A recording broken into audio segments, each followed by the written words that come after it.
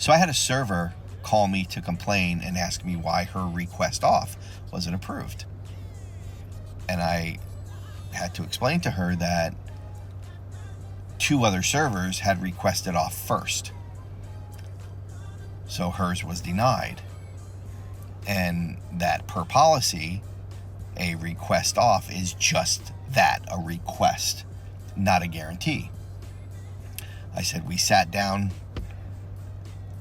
during the interview and went over that expectation.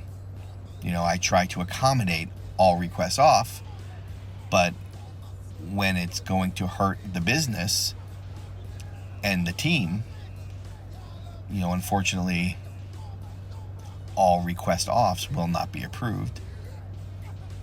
So we'll see if she shows up, but